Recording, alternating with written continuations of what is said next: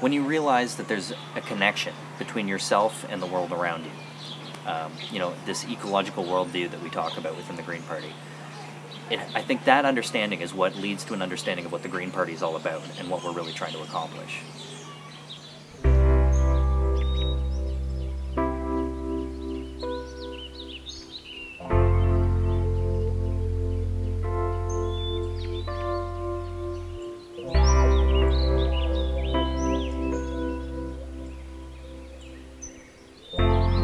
So Ben, what did you do this week? Wow, it was a lot of running around. Going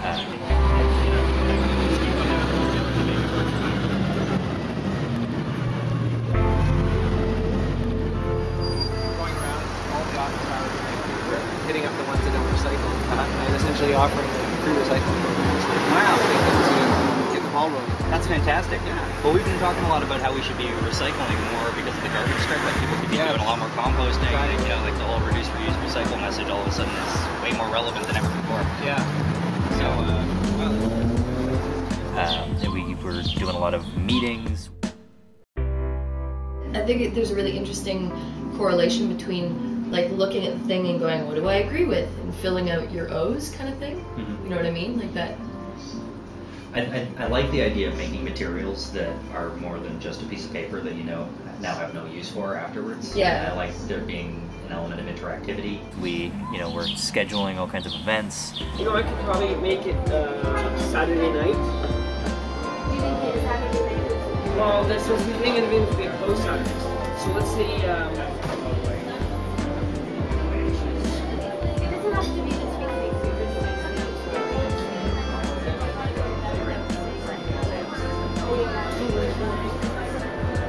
We're hitting the road soon. We went to the Pride Parade. It was this really amazing community event, and I met a lot of very supportive people and really just had a fantastic time. It was a lot of fun, and it was just this beautiful sunny day, and we had a great time.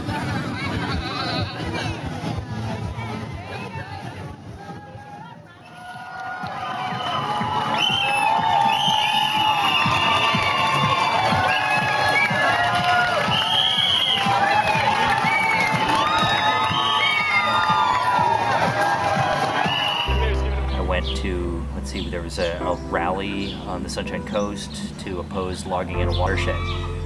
It was a really inspiring event to be at, and just reminded me why I'm doing this, because there's some serious issues in our province that need a clear voice, and I felt like I felt inspired by watching this group of people, take the time to really protect their community, and I was happy to be there.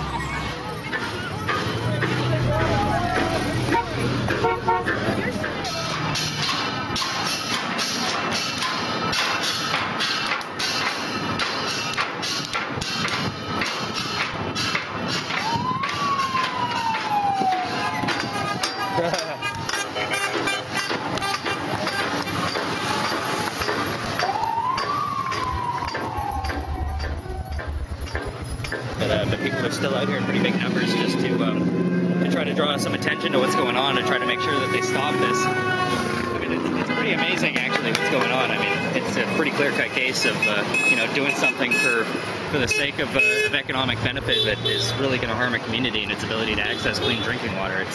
It's pretty straightforward, but it's nice to see a community coming out like this. Ben, your campaign slogan is the politics of empowerment. What does that mean to you?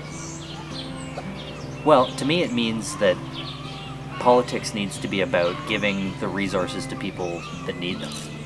So for an example, let's say, you're talking about homelessness as an issue, right? There's people that are living on the streets in downtown Vancouver and throughout British Columbia. Now, an ecological worldview tells you that every one of those people is connected to you in some way. It's something that actually can be done. We can actually provide every single British Columbian with a home.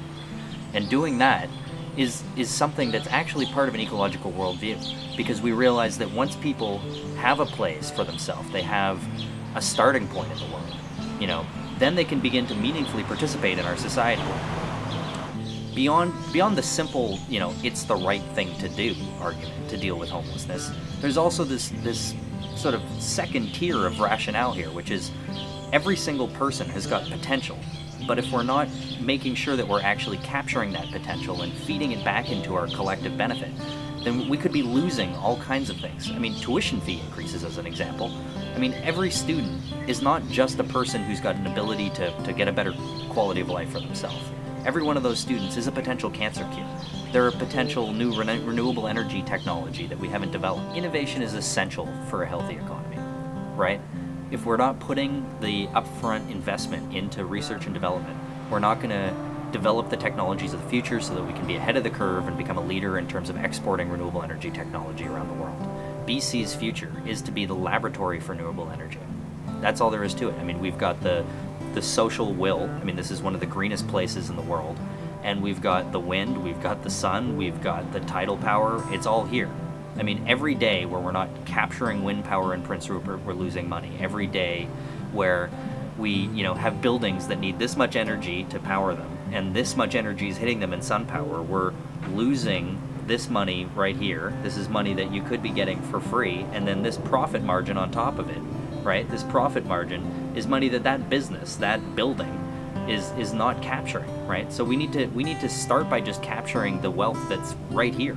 I mean, there's money that we're losing on a daily basis simply because we're not developing the technologies that we could be developing. We need to create these industries so that there's jobs for not only for today but for the future as well, right? So, I mean, we could be the world leader in solar power. We could be the world leader in tidal power. We could be the world leader in terms of wind turbine technology. But if we don't focus on accomplishing those goals, they're not going to just happen all by themselves, right? If we're not drawing upon that collective wisdom, then we're not really accomplishing what we're capable of. And I think, what I would like to do is just facilitate that process. Would like to give more opportunity for feedback. Would like to give more opportunity for meaningful participation in the Green Party. So that's what the politics of empowerment means to me.